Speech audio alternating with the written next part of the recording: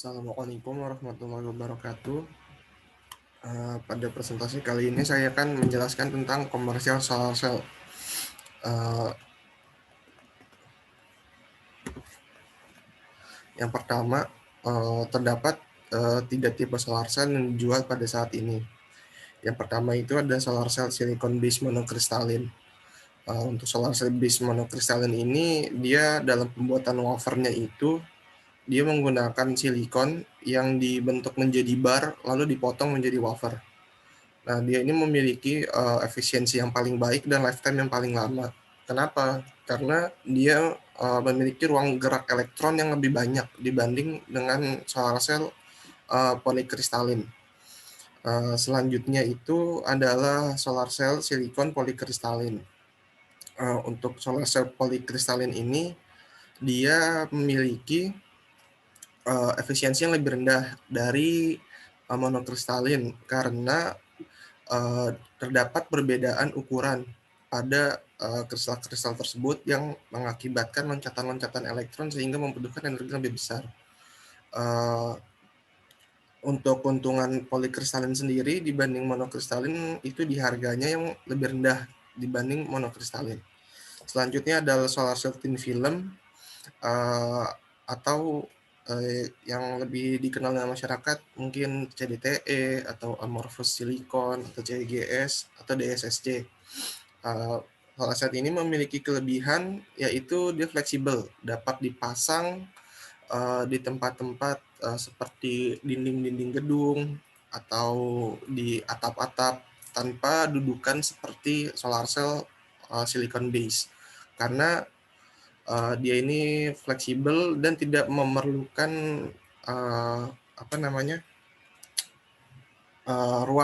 ruang yang kokoh seperti solar cell silicon.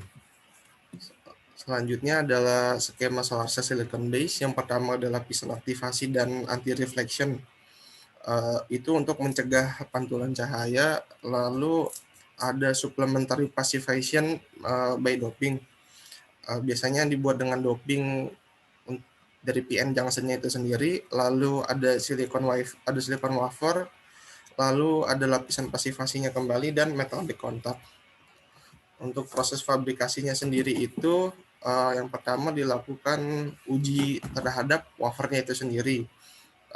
Ketebalan wafernya itu biasanya sebesar 200 sampai 400 mikrometer.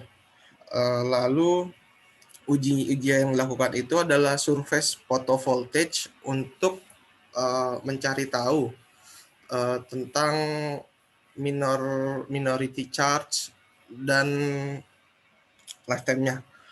Selanjutnya itu adalah soda mass removal yang bertujuan untuk menghilangkan kontaminan organik dan retakan mikro. Lalu untuk selanjutnya adalah surface texturing dilakukan dengan teknik ETSA. Selanjutnya itu ada edge isolation yang bertujuan untuk memisahkan bagian depan dan belakang dari sel dengan sebuah lapisan untuk mencegah terjadi difusi pada bagian tepi. Selanjutnya itu adalah POCl3 diffusion atau phosphorus diffusion yang bertujuan untuk membuat emitter. Dari phosphorus diffusion ini akan membentuk sebuah lapisan atau akan membentuk sebuah produk sampingan yang dinamakan dengan fosfosilikat gelas.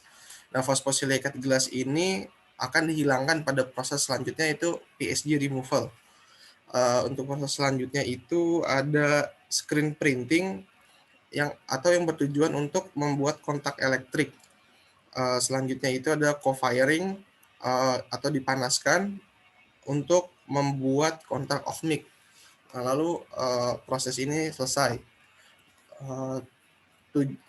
Nama seluruh proses ini dinamakan dengan thermal diffusion process atau fabrikasi solar cell dengan teknik thermal diffusion. Selanjutnya adalah skema dari solar cell thin film. Untuk lapisan pertama itu ada transparent conducting glass atau FTO, lalu ada cadmium sulfide yang kuning itu, lalu ada cadmium tellurium, dan ada electrical back contact pada yang ada lapisan belakangnya.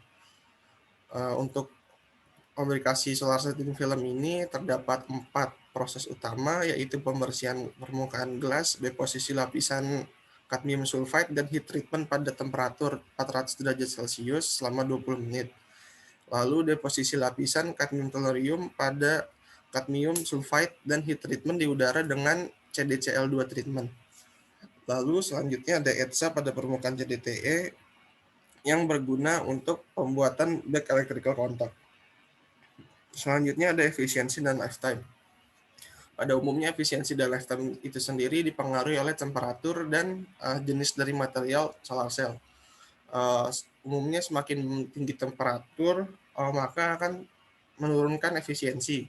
Nah, temperatur ini sangat berpengaruh pada solar cell silikon, karena jika temperatur kenaikannya tinggi, maka uh, uh, efisiensi dropnya akan signifikan untuk yang silicon base. Sedangkan untuk yang thin film akan terjadi efisiensi drop juga, tapi tidak sebesar dengan efisiensi drop dari silicon base.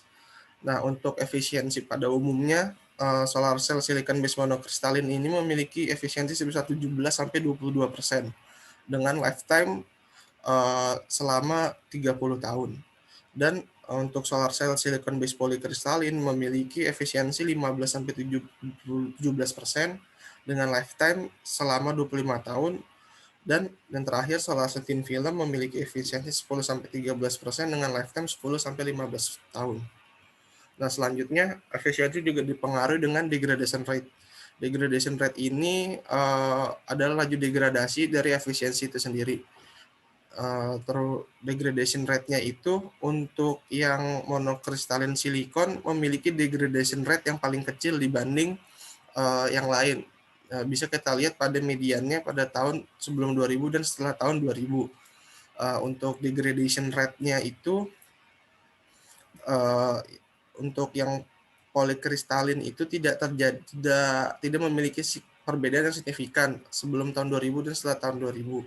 Nah, untuk yang kadmium tellurium sendiri memiliki perbedaan yang signifikan karena ada kemajuan dari penelitian tentang CDT itu sendiri, sehingga degradation rate-nya itu dapat menurun secara drastis.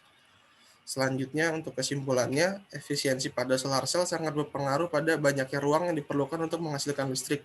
Jadi, semakin tinggi efisiensi solar cell, maka akan semakin sedikit ruangan yang dibutuhkan untuk menaruh solar cell itu sendiri, karena efisiensinya besar. Selanjutnya, solar cell silicon monokristalin memiliki efisiensi yang terbaik dibandingkan tipe lainnya, sehingga tidak membutuhkan banyak ruang untuk mencapai energi yang dibutuhkan. Terus solar cell thin film memiliki umur dan efisiensi yang terendah, dan solar cell thin film lebih cocok digunakan untuk sektor industri karena memiliki lahan yang lebih luas. Sekian presentasi kali ini, kurang lebihnya mohon maaf. Wassalamualaikum warahmatullahi wabarakatuh.